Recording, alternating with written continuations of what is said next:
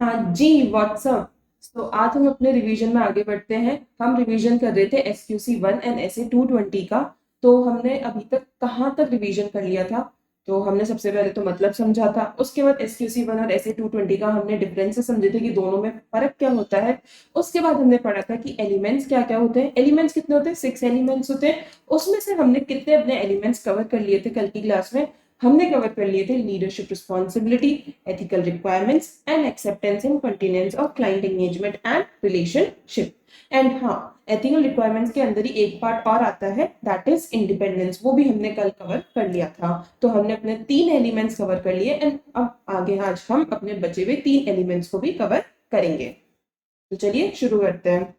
तो अपना fourth element है ह्यूमन रिसोर्सेज, यानी हमें फॉर्म में भी पर्सनल होते हैं, दैट इज एम्प्लॉइज, वो हमारे ह्यूमन रिसोर्सेज है। एंड जो हमारी एंगेजमेंट टीम होती है फॉर पर्टिकुलर ऑडिट एंगेजमेंट, वो भी ह्यूमन रिसोर्सेज होते हैं। तो ये दोनों में common. Policies and procedures relevant to human resources include, एक ह्यूमन रिसोर्स के लिए एक फर्म में, कंपनी में क्या पॉलिसीज होनी चाहिए, क्या प्रोसीजर्स होने चाहिए? क्या है? रिक्रूटमेंट, रिक्रूट करना, उनका परफॉर्मेंस को इवेलुएट करना, उनका करियर डेवलप करना, मतलब उन्हें ट्रेनिंग वगैरह देना, प्रमोशन देना उन्हें, एंड दी कॉम्पेंसेशन। कॉम्पेंसेशन क्या है? सैलरी, उसमें इंक्रीमेंट देना, हाइक्स देना, बोनसेस देना, वो सब यहाँ पे कवर होता है। Firm should assign responsibility for each engagement to engagement partner by establishing policies and procedures. अब क्या आपके रिस्पॉन्सिबिलिटीज रहती है, क्या पॉलिसीज एंड प्रोसीजर्स रहते हैं? Identity and role of EP, that is engagement partner, are communicated to clients management and TCWG. देखो, आपने अपने ऑडिट एंगेजमेंट की रिस्पॉन्सिबिलिटी किसको दिए? अपने एंगेजमेंट पार्टनर को दिए। तो भाई क्लाइंट को तो बताओ कि ये देखो, ये मिस्टर ए हैं जो कि आपकी पूरी ऑडिट को संभालेंगे। अगर आपको ड्यूरिंग द ऑडिट कोई भी क्वेरी है तो आप इनसे डायरेक्टली कॉन्टेक्ट कर सकते हैं। तो इस तरह से हमें जो भी हमारा पार्टनर है, जो भी उस एंगेजमेंट पे काम करेगा, उसकी आइडेंटिटी, उसकी डिटेल्स हमें अपने क्लाइंट के साथ भी शेयर करनी होगी। EP has capabilities, competence, authority and time to perform the role. देखो, ये तो हमने acceptance and continuance में पढ़ा ही था कि हमें ये चेक करना पड़ता है बिफोर एक्सेप्टिंग और कंटिन्यूइंग एनी एंगेजमेंट कि हमारे अंदर कॉम्पिटेंस है क्या। कॉम्पिटेंस में क्या क्या आता है? Capabilities, time and resources. तो ये हमने पढ़े थे, इसके पॉइंट्स 6 पॉइंट्स होते थे कि हम कैसे चेक कर सकते हैं कि हमारे पास कैपेबिलिटी है क्या, कॉम्पिटेंसी है क्या, हमारे पास टाइम है क्या, हमारे पास रिसोर्सेज है क्या। तो यहाँ पे भी यही लिखा हुआ है कि हमारा जो एंगेजमेंट पार्टनर है उसमें इतनी कॉम्पिटेंस है क्या, capabilities, competence, authority and time to perform the role.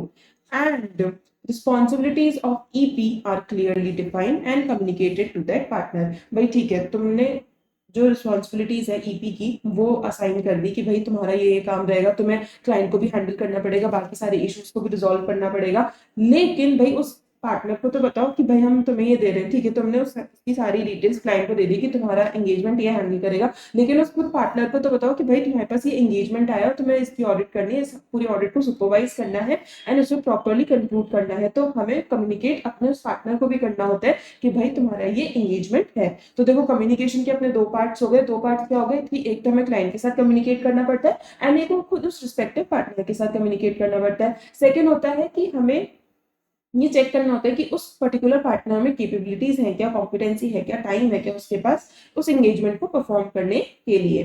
ठीक है, सो ये था अपना एकदम छोटू सा ह्यूमन रिसोर्सेज। आप ये दोनों ही पॉइंट्स देखोगे तो ये अपने रिलेटेड है from the SQC 1 point of view. मतलब कि इसमें कुछ भी ऐसे 220 का नहीं है, बिकॉज सब एकदम जनरल उसमें लिखा हुआ है। ये एकदम नॉर्मल पॉलिसी, मतलब नॉर्मल अपनी पॉलिसीज है जो हर फर्म में होती है, भले वो कोई सा भी एंगेजमेंट करे। एंड ये भी एक नॉर्मल प्रोसीजर है जो किसी भी फर्म में होगा फॉर एनी एंगेजमेंट। तो ये किसी भी स्पेसिफिक ऑडिट एंगेजमेंट के लिए नहीं है, ये ओवरऑल फर्म के लिए है। तो ये पूरा SQC 1 में कवर होता है, इसमें SA 220 का कोई भी पोर्शन नहीं है। बिकॉज अगर आप मॉड्यूल में भी जाके देखोगे तो ह्यूमन रिसोर्सेज की जगह अगर हम SA 220 में देखें तो लिखा हुआ है assignment of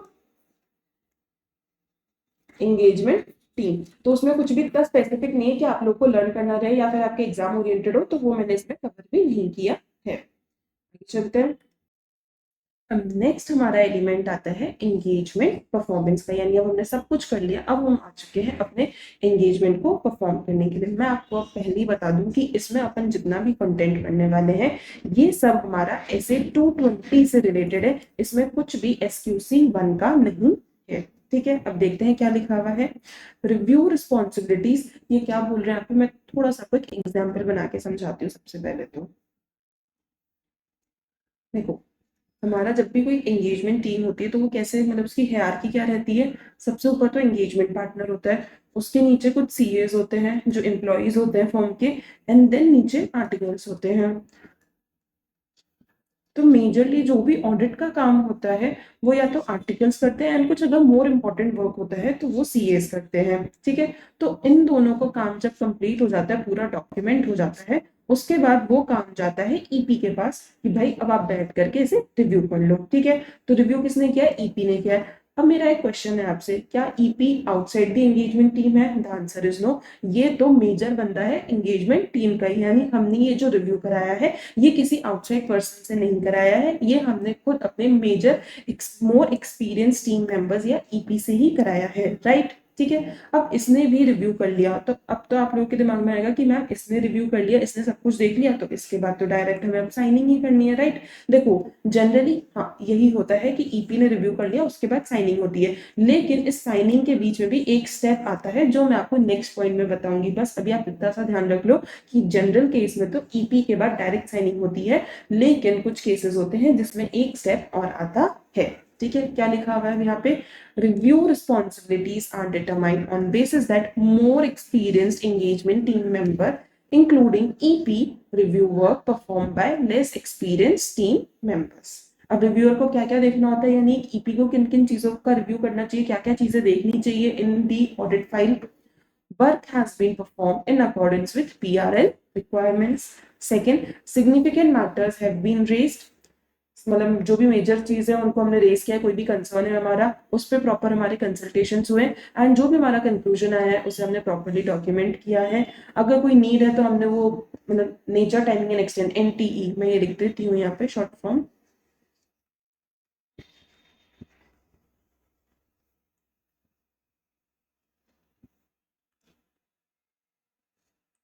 nature timing and extend. यानी कोई नीड तो नहीं है क्या हम जो काम कर रहे हैं उसका नेचर टाइमिंग एंड एक्सटेंड को रिवाइज करने की। Next, work has been performed, work performed supports conclusions reached and is appropriately documented। मतलब हमने जो वर्क परफॉर्म किया है वो appropriately हमारे कंक्लूजन को सपोर्ट कर रहा है, एंड हमने उसे प्रॉपरली अपने पास डॉक्यूमेंट करके रखा है। देखो, हम ओपिनियन फॉर्म करते हैं तो वो किस बेसिस पे करते हैं, जो हमने कंक्लूड किया होता है, कंक्लूड किसके बेसिस पे करते हैं, जो हमने एविडेंसेस लिए हैं। एविडेंसेस कहाँ से आते हैं, जो हमने काम किया है। तो हमने जो काम किया है, जो हमारे पास एविडेंसेस आए हैं वो प्रॉपरली हमारे कंक्लूजन को सपोर्ट करने चाहिए, एंड हमारी ओपिनियन को भी सपोर्ट करने चाहिए। Evidences obtained should be sufficient and appropriate to support the report। मतलब हम जो ऑडिटर्स रिपोर्ट बना रहे हैं वो प्रॉपरली, जो उसमें हमने ओपिनियन दी है उससे हमें ये देखना होगा कि हमने जो एविडेंसेस फॉर्म करे हैं वो हमारी उस ओपिनियन को प्रॉपरली सपोर्ट कर रहे हैं कि नहीं कर रहे। बिकॉज अभी मैंने आपको बताया था, हम जब भी अपनी ओपिनियन बनाते हैं वो किस बेसिस पे, जो हमने कंक्लूड किया होता है, कंक्लूड किस बेसिस पे करते हैं कि जो हमारे पास एविडेंसेस आए, तो वो जब एविडेंसेस हमारे कंक्लूजन को, हमारे ओपिनियन को सपोर्ट करेंगे तभी तो हम कहेंगे कि हाँ भाई हमने एकदम प्रॉपर रिपोर्टिंग करी है।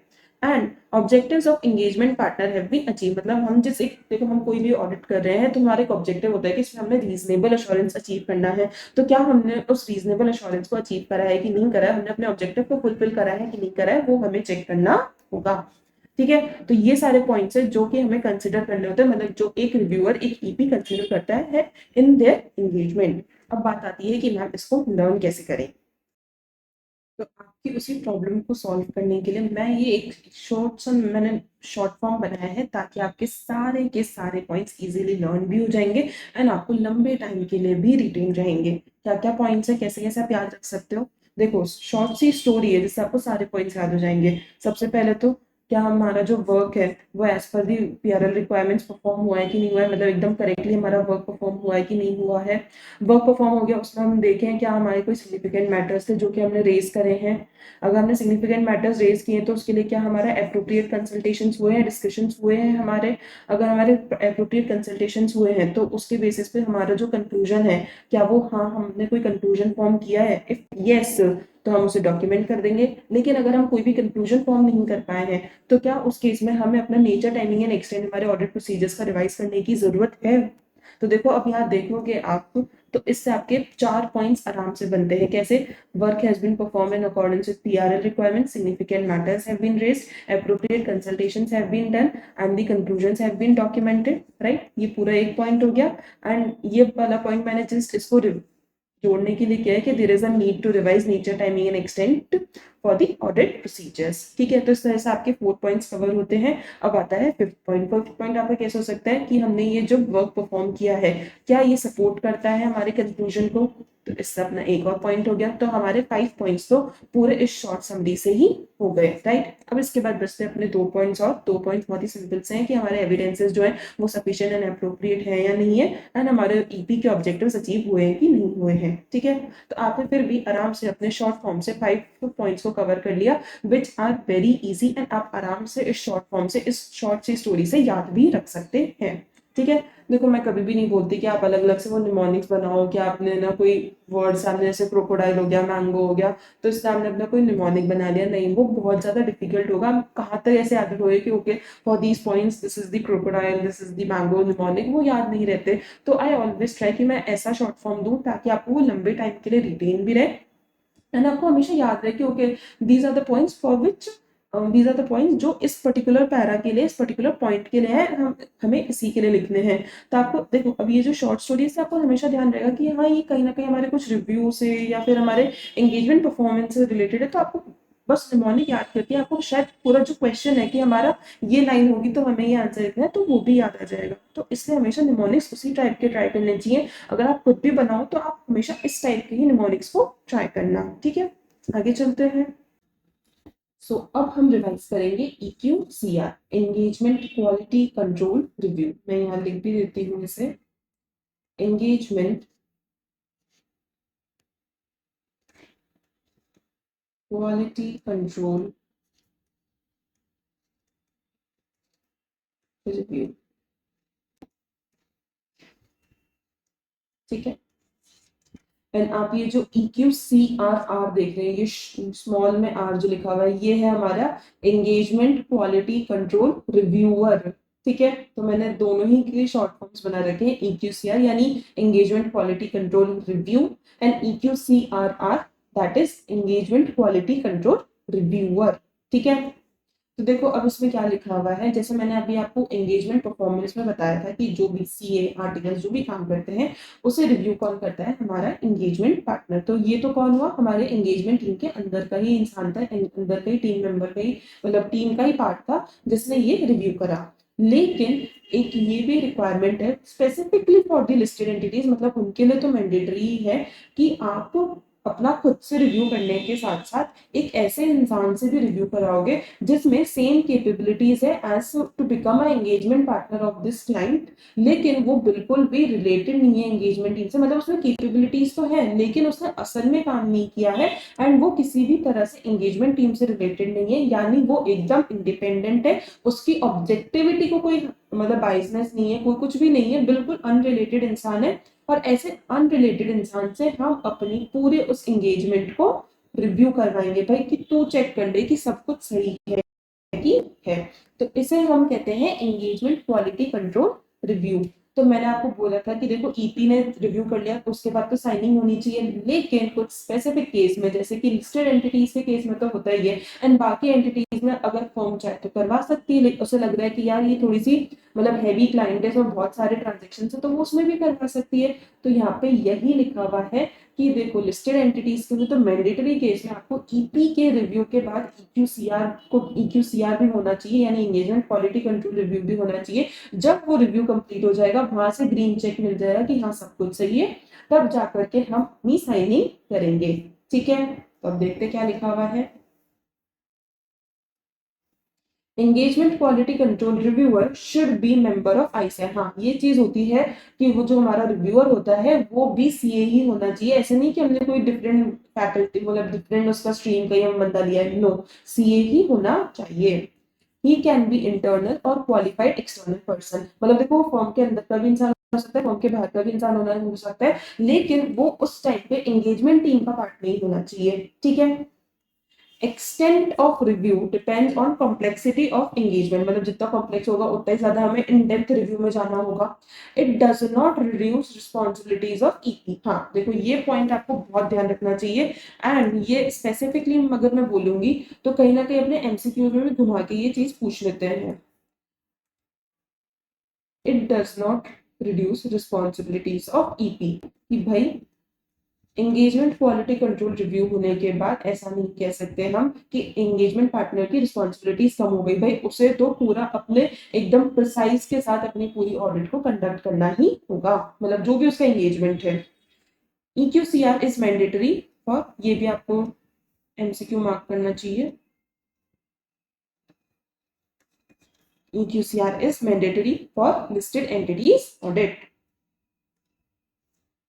It is necessary to maintain objectivity by EQCR, मतलब उसे अपनी मतलब अनबाइज्ड रहकर ही काम करना चाहिए, उसे अपनी ऑब्जेक्टिविटी को मेंटेन करना होगा। ठीक है, ऑब्जेक्टिविटी क्या अपना one of the fundamental principle return in code of ethics, जिसको अपन ने कैसे याद किया था, COP ऑफ इंटीग्रिटी, याद आया। Therefore, participation or making decisions for engagement team is to be avoided, मतलब उसे कोई भी डिसीजन नहीं लेना है for the engagement team. However, EP may consult him so as not to compromise his objectivity and eligibility to perform the review, मतलब अगर during the engagement performance only अगर EP को कोई प्रॉब्लम आ रही तो उसमें वो कंसल्टेशन जरूर उससे ले सकता है, लेकिन वो भी ऐसे होना चाहिए कि उसकी ऑब्जेक्टिविटी को कोई भी हार्म नहीं हो। ऑब्जेक्टिविटी को हम कैसे हो सकते हैं कि भाई अगर एक कोई पर्टिकुलर टास्क है वही तुमने उससे करा लिया EQCR से, तो भाई अब जब वो उसे रिव्यू करने बैठेगा अगर उस टास्क में कोई गलती हो तो वो तो बताएगा ही नहीं, क्योंकि ये तो ये सेल्फ रिव्यू थ्रेड कि भाई मैं अपनी ही गलती कैसे बता सकता हूँ। तो इस तरह की कोई भी काम नहीं होने चाहिए कि उसकी ऑब्जेक्टिविटी को कोई भी हार्म हो। नेक्स्ट आता है an EQCR for audit of listed entities includes considering the following matters, कि अब अगर हम एक listed एंटिटी की ऑडिट की चेकिंग कर रहे हैं, रिव्यू कर रहे हैं, तो उसमें EQCR को क्या क्या चीजों का ध्यान रखना चाहिए, क्या क्या चीजें उसे चेक करनी चाहिए। Engagement teams evaluation of firm's independence, भाई सबसे पहले तो कि ये इंडिपेंडेंट भी थे या नहीं थे, जो उन्होंने काम तो कर दिया ऑडिट का लेकिन इंडिपेंडेंट थे या नहीं ये चेक करना है। Significant risk identified during the engagement and responses to those risks, भाई क्या significant risk उनको identify हुए हैं and उनको कैसे response किया है, कैसे उसे meet out किया है। Judgments made with respect to materiality and significant risk, जो उन्होंने judgments लिए हैं वो सही है नहीं है। Whether appropriate consultation has taken place on differences of opinion, मतलब अगर कोई differences of opinion आ रहे हैं कि एक engagement partner तो बोल रहा है कि नहीं ऐसे काम होना चाहिए, management ऐसे बोल रहा है कि ऐसे होना चाहिए, या फिर अगर फॉर्म में किसी के साथ डिस्कशन किया है तो उनके बीच में डिफरेंसेस ऑफ ओपिनियन हो रहे हैं कि नहीं यार ये काम ऐसे होना चाहिए था, नहीं इसमें तो इस तरह से ओपिनियन आनी चाहिए। तो इस तरह से जो भी डिफरेंसेस ऑफ ओपिनियन है उसमें प्रॉपर कंसल्टेशन हुए हैं कि नहीं हुए हैं, एंड प्रॉपर कंक्लूजन जो आए हैं वो प्रॉपर है या नहीं है। Significance and disposition of corrected and uncorrected misstatements, अगर जो भी करेक्टेड मतलब जो भी मिस्टेटमेंट्स हैं वो हमने करेक्ट करे हैं कि नहीं करे। देखो मिस्टेटमेंट्स में क्या होता है, अगर वो मटेरियल होंगे तो हम उन्हें करेक्ट भी करेंगे, और अगर वो इमटेरियल होंगे तो हम उन्हें करेक्ट नहीं करते हैं। तो हमें देखना होता है कि हमने उन्हें प्रॉपरली एड्रेस किया है कि नहीं किया है। Matters to be communicated to management and TCWG and regulatory bodies, अब हमने पूरी ऑडिट कर रहे हैं तो कुछ तो ऐसे पॉइंट्स आए होंगे, कुछ तो ऐसे मैटर्स आए होंगे हमारे सामने जो हमें स्पेसिफिकली हमारे TCWG हमारे मैनेजमेंट को and even to regulatory bodies, regulatory body कैसे CB, उन्हें हमें बताना होगा। तो ऐसे कौन कौन से मैटर्स है जो हमें बताने होंगे आगे। Whether working papers reflect the work performed in relation to significant judgments and support conclusions is, मतलब वही सिंपल सेम बात कि वर्क हमने जो परफॉर्म किया है वो हमारे कंक्लूजन को सपोर्ट कर रहा है कि नहीं कर रहा है। And the last appropriateness of report to be issued, मतलब हमने जो रिपोर्ट बनाई है क्या वो एप्रोप्रिएट है भी या नहीं है। देखो ये तो हमने SQC 1 और SE 220 में ही दोनों में ही पढ़ाया है कि हमारी जो रिपोर्ट है वो एप्रोप्रिएट होनी चाहिए इन दी सर्कमस्टेंसेस, तो ये पॉइंट तो हमारा कहीं ना कहीं आएगा ही। ठीक है, तो ये सारे वो पॉइंट्स हैं जो EQCR को कंसिडर करने चाहिए at the time of reviewing the audit of listed entity. ठीक है, नेक्स्ट आता है कि हमें ये सारे पॉइंट्स लर्न करने हैं। 8 पॉइंट्स है हमारे पास, कम से कम हमें 6 पॉइंट्स तो लर्न करने ही होंगे, बिकॉज मिनिमम हमारा क्वेश्चन आता है 5 मार्क्स का। तो उसके लिए कम से कम हम 6 पॉइंट्स को याद रखते चलेंगे तो हम जाकर के एग्जाम में कहीं ना कहीं अपने 5 पॉइंट्स लिख पाएंगे। ठीक है, तो अपन कैसे याद कर सकते हैं, सबसे पहले तो क्या सिग्निफिकेंट रिस्क है, क्या उस सिग्निफिकेंट रिस्क पे एप्रोप्रिएट कंसल्टेशन हुए हैं। एप्रोप्रिएट कंसल्टेशन के बाद हमने जजमेंट्स क्या दिए हैं। बेसिकली देखो ये क्या है, एक स्टोरी है, स्टोरी की तरह मैं आपको ये समझा रही हूँ ताकि आपको ये सारे के सारे आपको पॉइंट्स याद हो जाए, एंड जो इसमें वर्ड्स है आप उन वर्ड से सारे के सारे अपने पॉइंट्स को वापस से बना पाओगे। ठीक है, तो देखो स्टोरी क्या है, आपको कोई सिग्निफिकेंट रिस्क मिला, क्या उस सिग्निफिकेंट रिस्क पे हमने एप्रोप्रिएट कंसल्टेशन किया है। एप्रोप्रिएट कंसल्टेशन के बाद जो भी हमारे जजमेंट्स थे क्या हमने उनको प्रॉपर्ली डॉक्यूमेंट कर दिया है। नेक्स्ट जो हमारे वर्किंग पेपर्स हैं वो इस जजमेंट को प्रॉपर्ली सपोर्ट करते हैं कि नहीं करते हैं। आगे हमारा ये जो भी सिग्निफिकेंट रिस्क है, कंसल्टेशन, जजमेंट्स, क्या हमें इसे कम्युनिकेट करना होगा TCWG management and regulatory bodies को। कम्युनिकेट करना है तो कम्युनिकेट करेंगे। एंड देन जब हमने जजमेंट्स अपने फॉर्म कर लिया, हमने कम्युनिकेशन कर दिया, तो इसके बेसिस पे हमने जो रिपोर्ट बनाई है क्या वो अप्रोप्रिएट है या नहीं है। तो इस तरह से शॉर्ट सी स्टोरी से आपके 6 पॉइंट्स आराम से कवर हो जाएंगे। अब क्या बचा, अपने 2 पॉइंट्स और बचे। 2 पॉइंट्स बहुत ही हमारे सिंपल्स हैं कि हमें हमेशा ये तो चेक करना ही होता है कि हम इंडिपेंडेंट है या नहीं है। तो जो एंगेजमेंट टीम ने इवैल्यूएट किया है हमें उसे कंसिडर करना होगा। And the second point is significance and disposition of corrected and uncorrected misstatements। तो देखो इस तरह से आपके सारे पॉइंट्स कवर हो जाते हैं। देखो अगर ये पॉइंट कहीं ना कहीं आपको याद नहीं भी रहे तो भी आप इस पॉइंट को याद रखते हैं, अपने टोटल 7 पॉइंट्स रन कर सकते हो, and 7 points are more than sufficient. ठीक है, अब आगे चलते हैं। अब आते हैं हम ऐसे 220 में। ऐसे 220 में क्या लिखा है, अब आपको ना बहुत सारे एकदम सिमिलर सिमिलर से पॉइंट दिखेंगे तो अपना ये फटाफट हो जाएगा। ठीक है, for audits of listed entities, देखो EQCR मैंडेटरी होता ही किसके लिए है, लिस्टेड एंटिटी के लिए। तो मेजरली बात EQCR में लिस्टेड एंटिटी की ही की गई है। EQCR is required for which EP shall. अब एंगेजमेंट पार्टनर को किन किन पॉइंट्स का ध्यान रखना चाहिए while the engagement quality control review is done for the listed entity। Determine that EQCR मतलब रिव्यूअर has been appointed, मतलब रिव्यूअर अपॉइंट हुआ है कि नहीं हुआ है। अब पता चले हमने ऑडिट कंप्लीट कर दी, वहां पे रिव्यूअर ही नहीं है, रिव्यू कैसे कराएंगे, ऑडिट साइन कैसे करेंगे। Discuss significant matters with the EQCR, मतलब जो हमारा एंगेजमेंट पार्टनर है उसे रिव्यूअर के साथ बैठना पड़ेगा और उसे बताना पड़ेगा कि ड्यूरिंग द ऑडिट हमारे सामने ये सारे सिग्निफिकेंट मैटर्स आए थे। And not date audit report until completion of EQCR, मतलब हमारी जो ऑडिट रिपोर्ट है वो तब तक साइन नहीं हो सकती है जब तक हमारा रिव्यूअर से रिव्यू कंप्लीट नहीं हो जाता है। तो ये 3 पॉइंट्स है जो EP को ध्यान रखने होंगे। क्या क्या ध्यान रखना होगा, रिव्यूअर अपॉइंट हुआ है कि नहीं हुआ है, उसके साथ हमें सिग्निफिकेंट मैटर्स हमें डिस्कस करने पड़ेंगे, एंड हम अपनी ऑडिट रिपोर्ट जब तक साइन नहीं कर सकते, जब तक डेट नहीं कर सकते हैं, जब तक ये रिव्यू कंप्लीट नहीं हो जाता है। ठीक है, आगे चलते हैं।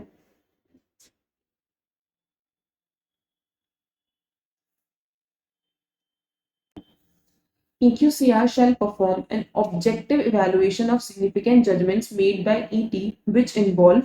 अब देखो यहाँ पे क्या लिखा हुआ है कि EQCR को कौन ऐसे सिग्निफिकेंट जजमेंट्स है, मतलब यहाँ पे basically types of significant judgements दे रखे हैं जो कि engagement team during the course of audit engagement लेती है। ऐसे कौन कौन से सिग्निफिकेंट जजमेंट्स है जो कि EQCR को ड्यूरिंग हिज रिव्यू चेक करने होते हैं, मतलब चेक करने चाहिए। Discussion of significant matters with the EP, मतलब हमारी जो एंगेजमेंट टीम है उसमें कोई भी सिग्निफिकेंट मैटर्स होगा तो EP के साथ डिस्कस करेंगे तो वो भी डॉक्यूमेंट हुआ होगा तो उसको चेक करना चाहिए। Review of financial statements and proposed audit report, मतलब हमारे जो फाइनेंशियल स्टेटमेंट्स है एंड हमने जो प्रपोज्ड ऑडिट रिपोर्ट बनाकर रखी है उसे चेक करना होता है। रिव्यू ऑफ सिलेक्टेड AD क्या है मैम, ऑडिट डॉक्यूमेंटेशन। मैं यहाँ लिख देती हूँ, देखो ऑडिट रिपोर्ट AR तो है हमारी ऑडिट रिपोर्ट, एंड AD है हमारा audit documentation.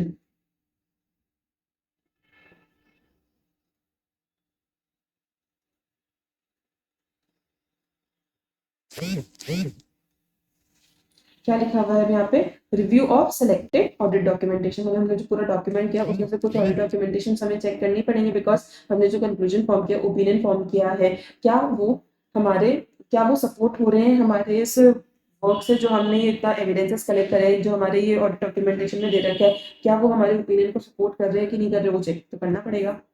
Evaluation of conclusions reached in formulating audit report, हमने जो कंक्लूजन फॉर्म किया उसे इवैल्यूएट करना। तो ये बेसिकली हमारे कुछ मेजर 4 पॉइंट्स हैं जो कि सिग्निफिकेंट जजमेंट्स हैं, सिग्निफिकेंट पॉइंट्स हैं जो कि ईक्यूसीआर को ड्यूरिंग हिज रिव्यू चेक करने होते हैं। तो देखो आप यहाँ देखोगे तो 2 पॉइंट्स हमारे रिव्यू से रिलेटेड है। रिव्यू से कैसे रिलेटेड है, हमें रिव्यू किसका करना है, फाइनेंशियल स्टेटमेंट्स का एंड प्रपोज्ड ऑडिट रिपोर्ट का एंड सिलेक्टेड ऑडिट डॉक्यूमेंटेशन का। तो 2 तो हमारे रिव्यू के पॉइंट्स हो गए एंड 2 पॉइंट्स क्या है, एक कि हमें सिग्निफिकेंट मैटर्स डिस्कस करने हैं एंड द नेक्स्ट इज हमें अपने कंक्लूजन्स को इवैल्यूएट करना है, मतलब जो भी एंगेजमेंट टीम ने कंक्लूजन्स बनाए हैं उन्हें इवैल्यूएट करना है। तो ये भी आप शॉर्ट से याद रख सकते हो। Review, what is review, review के अंदर क्या क्या है, financial statements and audit report and selected audit documentation, ठीक है। एंड उसके बाद नेक्स्ट पॉइंट्स क्या है कि सिग्निफिकेंट मैटर्स डिस्कस जो हुए हैं विद द ईपी उसको चेक करो और जो हमारे कंक्लूजन्स फॉर्म हुए हैं उन्हें evaluate.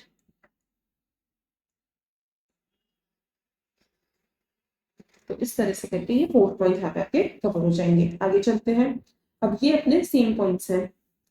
For audit of listed entities EQCR shell also consider, मतलब ये था हमारे सिग्निफिकेंट जजमेंट्स। अब नेक्स्ट आ रहा है कि हमें क्या कंसिडर करना चाहिए। ये बेसिकली यहीं से ही पॉइंट्स उठ करके यहाँ आए हैं। कैसे, engagement teams evaluation of firm's independence, whether appropriate consultation has taken place on differences of opinion, यहाँ पे ये वाला पॉइंट ये रहा, ये वाला पॉइंट ये रहा, ठीक है। Whether audit documentation reflects work performed in relation to significant judgements and supports the conclusions reached, ये वाला भी ये रहा, ये वाला 7th पॉइंट। यहाँ पे वर्किंग पेपर्स लिखा हुआ है, यहाँ पे ऑडिट डॉक्यूमेंटेशन लिखा हुआ है, ऑलमोस्ट बात सेम ही है। तो ये 3 पॉइंट्स हमारे इन मेजर पॉइंट्स में से उठ के आए हैं। बस अब आपको इतना सा ध्यान रखना है कि ये पॉइंट्स हमारे गिवन है SQC 1 में, ठीक है, एंड ये पॉइंट्स हमारे गिवन है ऐसे 220 में, ये सारे के सारे पॉइंट्स। तो अगर कभी बाय चांस अगर क्वेश्चन में थोड़ा सा भी हिंट आपको मिल रहा है कि फर्म के बारे में बात हो रही है तो आपको ये पॉइंट्स लिखने हैं, एंड अगर ऑडिट एंगेजमेंट की पर्टिकुलरली बात हो रही है तो आपको ये सारे पॉइंट्स लिखने हैं, ठीक है। प्लस ये भी हो सकता है कि क्वेश्चन में डायरेक्टली दे दे कि आप लिखो एज पर ऐसे 220, तो आपको ध्यान रखना पड़ेगा कि okay these are all the points. 1 second, तो आपको ये ध्यान रखना होगा कि these are all the points जो हमारे ऐसे 220 के अंदर कवर होते हैं एंड हमें अकॉर्डिंगली ही अपना आंसर को लिखना है, ठीक है। अब आगे चलते हैं, हम जो मैंने आपको भी ऊपर एक्सप्लेन किया था डिफरेंसेस ओपिनियन, वो भी यहाँ पे वही सेम गिवन है। Appropriate consultation takes place on difficult और कंटेंशियस, मतलब जो बहुत ही ज्यादा उलझे हुए मैटर्स होते हैं, डिफिकल्ट मैटर्स होते हैं, उन पे प्रॉपर डिस्कशन होने चाहिए। There might be difference of opinion within engagement team, मतलब एंगेजमेंट टीम के अंदर डिफरेंस ऑफ ओपिनियन है, एक बोल रहा है नहीं ऐसे होना चाहिए, नहीं एक बोल रहा है ऐसा होना चाहिए। विद दोज कंसल्टेंट, या हमने किसी का कंसल्टेशन किया है तो उससे भी हमारे डिफरेंसेस ऑफ ओपिनियन हो सकते हैं। And between EP and EQCR, देखो ईपी और EQCR भी डिस्कशन करते हैं सिग्निफिकेंट मैटर्स का, उनके बीच में भी डिफरेंसेस ऑफ ओपिनियन हो सकते हैं। Report should only be issued after resolution of such differences, मतलब ऑडिट रिपोर्ट तभी इशू हो सकती है जब हमारे ये सारे के सारे इश्यूज रिजॉल्व हो जाए, ठीक है। If recommendations of EQCR are not accepted, अगर देखो वो रिव्यू कर रहा है तो कुछ अपने रिकमेंडेशंस भी देगा। अगर एंगेजमेंट टीम उसके रिकमेंडेशंस को नहीं मान रही है, नहीं एक्सेप्ट करी, ईपी उसके रिकमेंडेशंस को नहीं मान रहा है, and matter is not resolve to reviewer satisfaction, and reviewer को लग रहा है कि यार फिर तो मैटर मेरी सेटिस्फेक्शन के अकॉर्डिंग एकदम प्रॉपर्ली रिजॉल्व नहीं हुआ है, तो ऐसे केस में आप ऑडिट रिपोर्ट तो तब तक साइन नहीं कर सकते जब तक उसका सेटिस्फेक्शन नहीं आता है। It should be resolve by following established procedures of firm, मतलब जो भी एस्टैब्लिश्ड प्रोसीजर्स है फर्म के उनको लगा करके तो भी वो उसका सेटिस्फेक्शन लाना ही पड़ेगा। ऐसे नहीं है कि उसके सेटिस्फेक्शन को छोड़ के आपने ऑडिट रिपोर्ट साइन कर दी, नो। अगर आप उसके सजेशंस नहीं मान रहे हो और उसको सेटिस्फेक्शन नहीं आ रहा है तो आपको अपने एस्टैब्लिश्ड प्रोसीजर्स लगा करके अपने उस काम को इस तरह करना होगा ताकि वो उसे ग्रीन चेक दे सके। By consulting with another practitioner और फर्म और अ प्रोफेशनल और रेगुलेटरी बॉडी, ठीक है। आगे चलते हैं, बेसिकली ये ज्यादा एकदम स्पेसिफिक नहीं कि क्वेश्चन आए एग्जाम में, बट स्टिल एक बार आपकी नॉलेज में होना चाहिए, तो इसलिए यहाँ पे आपको गिवन है।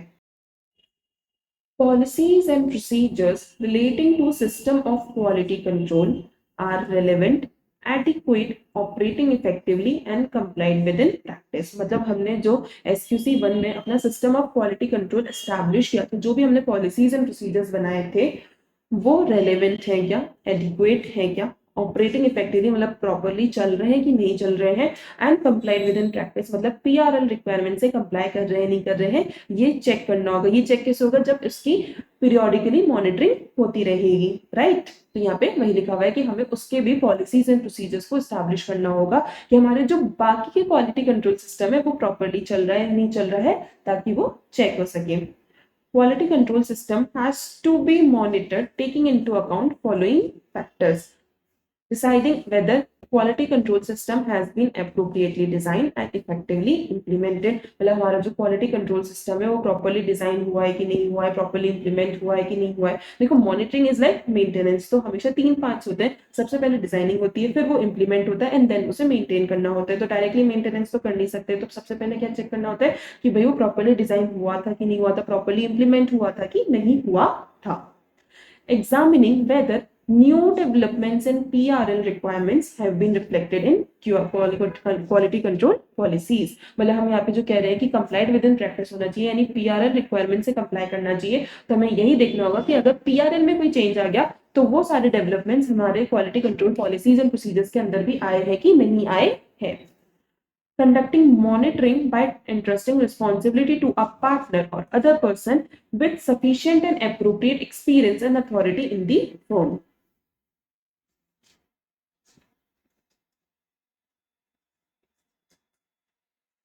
Sufficient and appropriate,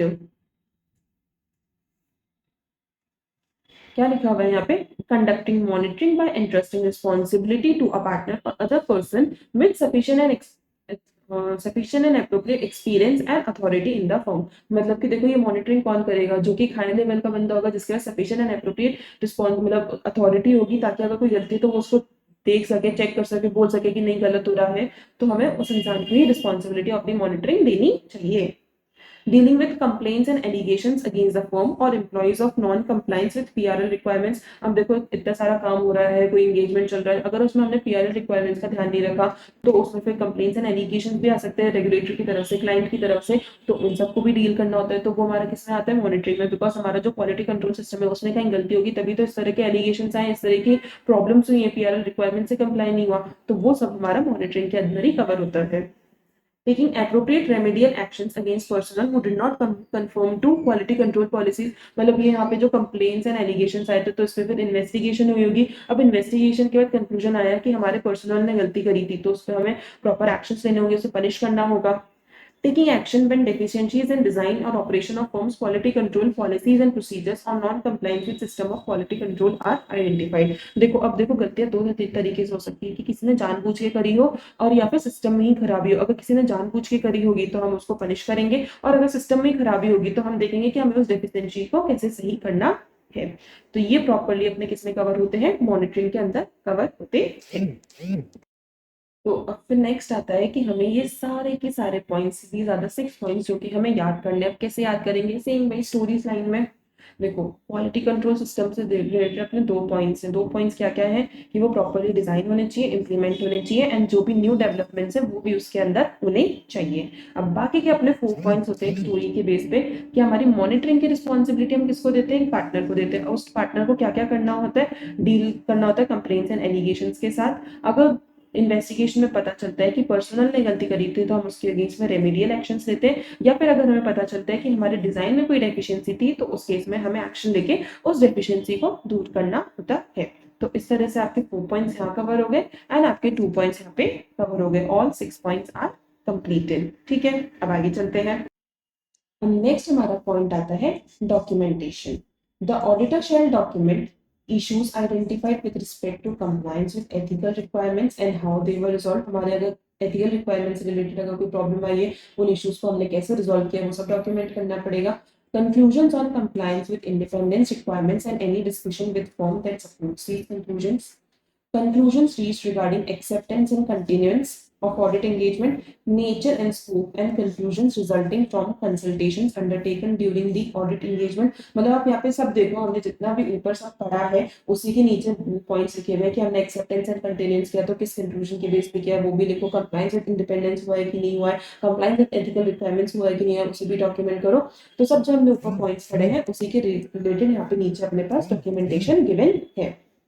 EQCRR मतलब कि engagement quality control reviewer shall document for audit engagement review that procedures required on EQCR have been performed। मतलब जो हमारा रिव्यूअर होता है उसे भी अपना अलग से डॉक्यूमेंटेशन करना होता है कि हाँ मैंने रिव्यू को कंप्लीट कर लिया है। तो उसे क्या क्या डॉक्यूमेंट करना होता है कि सारे प्रोसीजर्स जो EQCR के थे वो हमने परफॉर्म कर लिए हैं। EQCR has been completed before the report, यानी रिपोर्ट इशू होने से पहले हमारा रिव्यू कंप्लीट हो चुका है। Reviewer is not aware of any unresolved matters that would cause him to believe that significant judgments EP made and conclusions reached were not appropriate। देखो यहाँ पे ये क्या लाइन लिखी हुई है, इससे इसने EQCR ने खुद का ही बचाव कर लिया। कैसे भाई, देखो यहाँ क्या लिखा हुआ है कि भाई मैंने सिर्फ वही चेक किया है जो कि ऑडिट डॉक्यूमेंटेशन में गिवन था। इसके अलावा अगर ऑन साइट कोई प्रॉब्लम होगी, ऐसा कोई मैटर होगा जो कि रिजॉल्व नहीं हुआ होगा, तो उसके बारे में मुझे कुछ भी नहीं पता है बिकॉज वो ऑडिट डॉक्यूमेंटेशन में गिवन नहीं था। मैंने सिर्फ वही चेक किया है जो कि ऑडिट डॉक्यूमेंटेशन था, उसी के बेसिस पे मैंने अपनी रिपोर्ट बनाई है। ठीक है, तो ये 3 पॉइंट्स है जो कि EQCR को अपने डॉक्यूमेंट करने होते हैं कि प्रोसीजर सारे कंप्लीट हो चुके हैं, बिफोर ऑडिट रिपोर्ट डन हो चुका था रिव्यू, एंड उसे कोई भी ऐसे इशू के बारे में, मैटर के बारे में अवेयरनेस नहीं है जो कि इसमें गिवन नहीं था, एंड वो अभी भी अनरिजॉल्व्ड है ऑन साइट। ठीक है, Policies and procedures should be designed to maintain confidentiality, safe custody, integrity, accessibility and retrievability of ED। ED क्या है मैम? Engagement documentation। वो मत समझ लेना ED, उस ED का अभी हमारे यहाँ पे कोई काम नहीं है। Engagement documentation, तो यहाँ पे क्या लिखा हुआ है कि हम जितना भी एंगेजमेंट डॉक्यूमेंटेशन करते हैं उसके लिए भी कुछ पॉलिसीज एंड प्रोसीजर्स होने चाहिए। पॉलिसीज एंड प्रोसीजर्स क्यों होने चाहिए? बिकॉज हमें उसे एकदम कॉन्फिडेंशियल रखना है, उसे सेफ कस्टडी में रखना है, उसकी इंटीग्रिटी मतलब उसको एकदम प्रॉपर्ली संभाल के रखना है। वो ऐसे भी नहीं कि इतना संभाल दे कि वो एक्सेसिबल भी ना हो, वो एक्सेसिबल होना चाहिए एवरी टाइम, एंड वो आराम से रिट्रीव हो चुके। फॉर सपोज अगर किसी पेन ड्राइव में तो उस पेन ड्राइव से डेटा वापस से रिट्रीव हो सके, तो इस तरह से वो डेटा हमारा सेफ होना चाहिए। Time limit for assembly of final engagement file like for audit is not more than 60 days after date of audit report। For suppose अगर कोई 4 जून को हमारी ऑडिट साइन हुई है तो 60 डेज के अंदर अंदर, मैम 60 डेज अपन कैसे गिनेंगे? आपको देखो 4 जून, 4 जुलाई, 4 अगस्त, यानी 3 अगस्त या 2 अगस्त के आसपास हमें अपने ऑडिट डॉक्यूमेंटेशन को, यानी 2 महीने के आसपास लगभग टाइम में हमें अपने पूरी ऑडिट फाइल को कंप्लीट करना होता है। ये आपके बेसिकली आपके MCQ के लिए इंपॉर्टेंट है। ED has to be retained for at least 7 years from date of audit report, and हाँ हमारे हमेशा अपने engagement documentation को for 7 years from date of audit report उसे रिटेन करके रखना चाहिए। उसके बाद हम उसे चला सकते हैं, फेंक सकते हैं, कुछ भी कर सकते हैं, लेकिन 7 साल के लिए हमें अपना ED हमेशा एकदम संभाल के रखना होता है। ये दोनों लाइंस हमारे MCQ के लिए बहुत इंपॉर्टेंट हैं। ठीक है, ED is the property of the firm, ये लाइन भी बहुत ज्यादा इंपॉर्टेंट है, प्लीज मार्क इट इंपॉर्टेंट। ये लाइन कई बार आती है एग्जाम में, बार बार क्वेश्चन में घुमा फिरा करके आती है, तो ये एकदम आपको याद होनी चाहिए। क्या लिखा हुआ है? ED किसकी प्रॉपर्टी है? फर्म की प्रॉपर्टी है। इट में यानी फर्म एट इट्स डिस्क्रिशन, मतलब उसका डिसीजन है, मेक पोर्शंस और extracts available to clients provided such disclosure does not undermine validity of work performed or independence of the firm। ठीक है, तो वो चाहे तो खुद अपना शेयर कर सकती है, लेकिन उसे ध्यान रखना होगा कि उसकी इंडिपेंडेंस को कहीं पे भी हर्ट नहीं हो ये डेटा शेयर करके। ठीक है, आगे चलते हैं।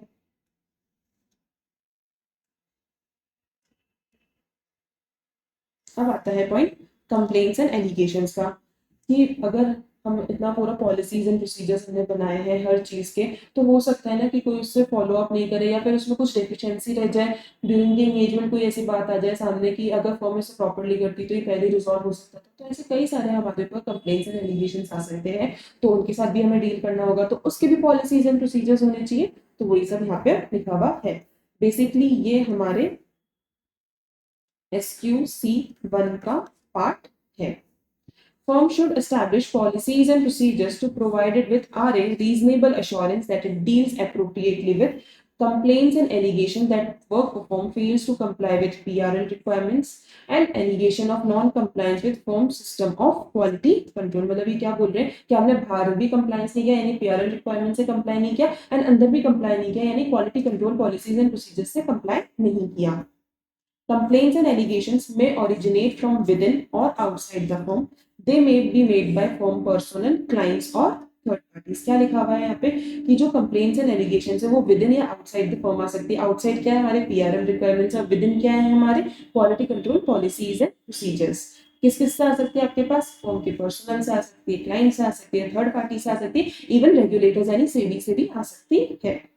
Firm establishes clear defined channels for firm personnel to raise concerns in manner that enables them to come forward without fear of reprisals. मतलब हमारे ऐसे चैनल्स होने चाहिए ताकि जो भी हमारा पर्सनल है वो डायरेक्टली हमारे पास आ सके और अपनी प्रॉब्लम को हमारे सामने रख सके without fear of reprisal. Reprisal मतलब क्या होता है कि उसे निकाल दिया जाएगा. Firm investigates such complaints and allegations in accordance with established policies and procedures.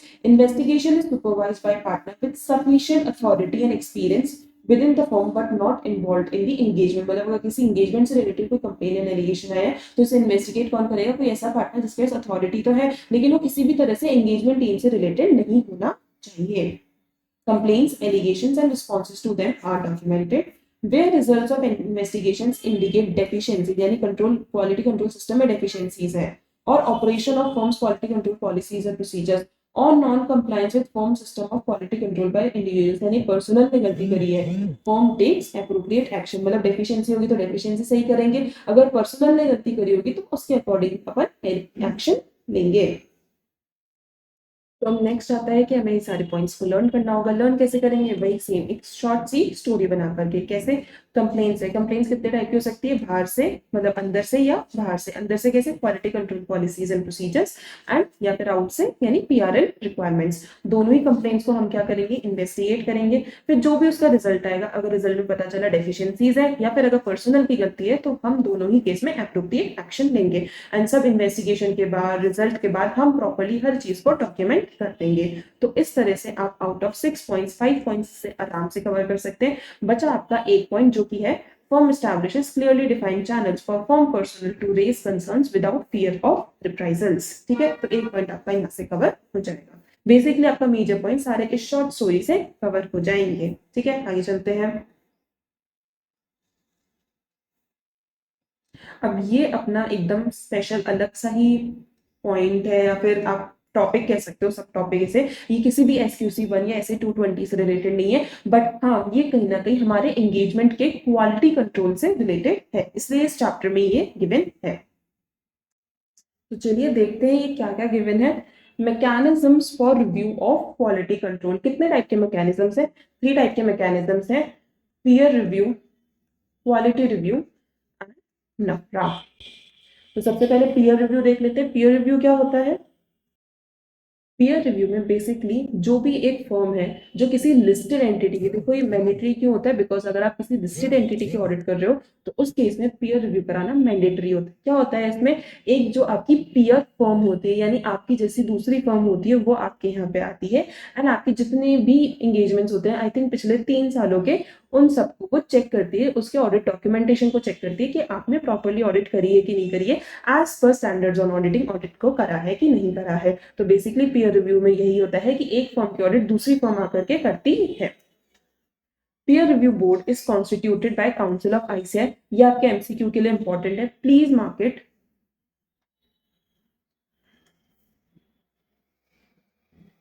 Objective क्या है इसका? To ensure that in carrying out assurance assignments technical, professional and ethical standards are complied with by members of ICAI. यानी CA ने एकदम properly हर चीज से comply किया है. Proper systems are in place which demonstrates quality of assurance services provided by the members. Proper system क्या है? Quality control system. यानी आपके यहाँ पे proper quality control system है ताकि आपका जो काम है वो एकदम professionally complete हुआ हो.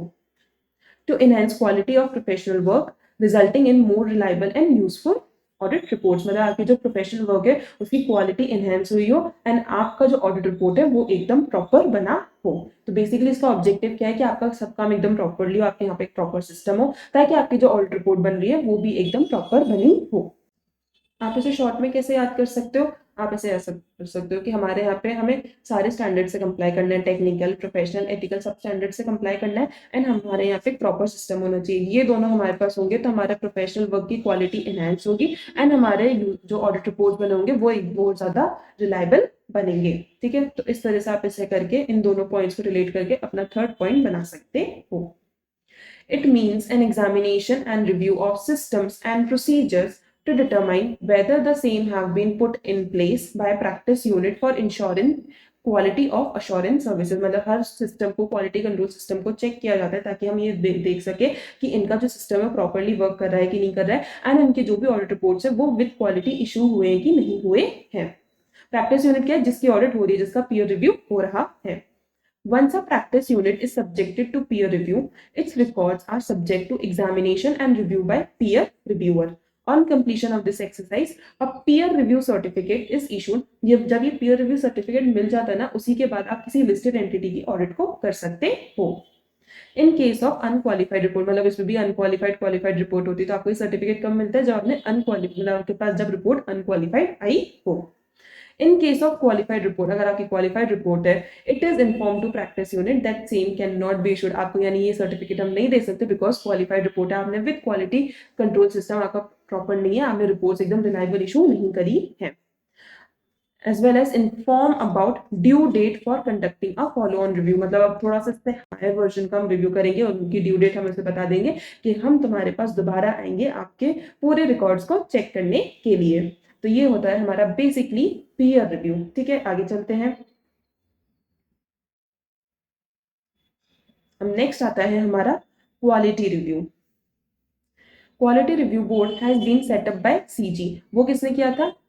आईसीआई ने किया था। ये किया है हमारे सीजी ने, सेंट्रल गवर्नमेंट ने।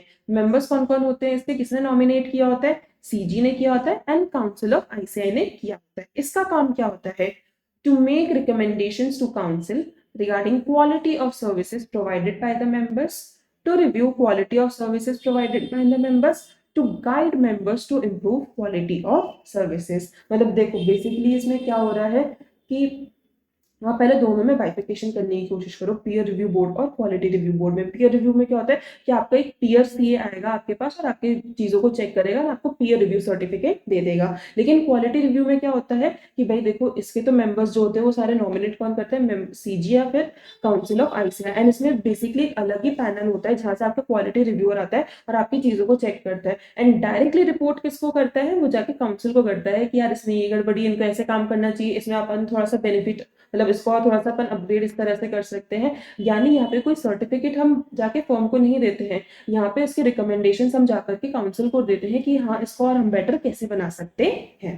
तो इसके फंक्शंस को हम कैसे याद रख सकते हैं? वही एकदम एक स्टोरी बेस में। कैसे? मैं बताती हूँ। हमने सबसे पहले क्वालिटी को रिव्यू करा जो कि हमारे मेंबर्स प्रोवाइड करा रहे थे, हमारे क्वालिटी रिव्यूअर ने रिव्यू किया क्वालिटी को। उसके बाद रिव्यूअर ने उसी मेंबर को गाइड किया कि आप इस तरह से अपनी क्वालिटी को और इनहेंस कर सकते हो। उसके बाद वो काउंसिल के पास गया to give them recommendations regarding quality of services provided by the members, यानी उसे जाकर के रिपोर्ट दी कि किस तरह की क्वालिटी हमारे मेंबर्स प्रोवाइड करा रहे हैं टू देयर क्लाइंट्स। यानी सबसे पहले क्या किया उसने? रिव्यू करा, उसके बाद मेंबर को गाइड किया, उसके बाद रिकमेंडेशंस किसको दिए? काउंसिल को दिए। The review is carried out by technical reviewers who are empaneled by QRB, यानी क्वालिटी रिव्यू बोर्ड। मतलब इनका अलग पैनल होता है, उसमें जो रिव्यूअर्स होते हैं वही जाते हैं। मतलब ऐसे नहीं है पीयर रिव्यू की तरह पीयर फर्म आकर के कर गई, नो, उसमें अलग अपने टेक्निकल रिव्यूअर्स होते हैं जो कि जाकर के ये काम करते हैं।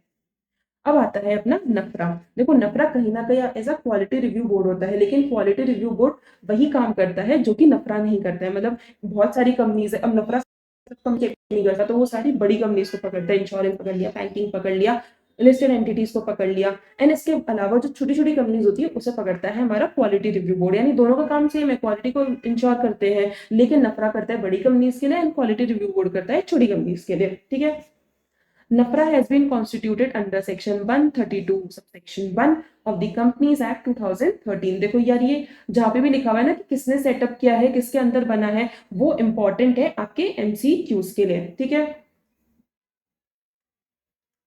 MCQ CQ,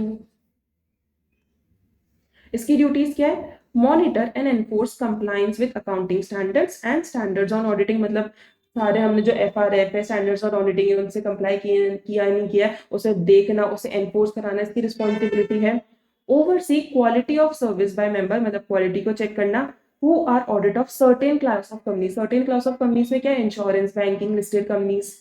Ensuring compliance with such standards and suggest measures for improvement in quality of service। अब such companies में क्या है? Listed, insurance, banking and other as provided under Rule 3 of NAFRA rules। Quality Review Board can review quality only in respect of entities other than those specified under Rule 3 and those referred to QRB by NAFRA under relevant rules। यानी जो companies NAFRA नहीं करेगा वो कौन करेगा? QRB करेगा। So now finally we have completed our whole chapter of SQC1 and SA 220 here। इसमें अपन ने पूरा कवर कर लिया, मॉड्यूल, ऑडिटिंग, प्रोनाउंसमेंट्स सब कवर है। अगर आपने ये 7 पेजेस बाय हार्ट कर लिए तो आप एकदम इंश्योर हो जाओ अपने इस चैप्टर के लिए, कहीं ऐसा इससे बाहर आपके जाके पूछने वाला नहीं है।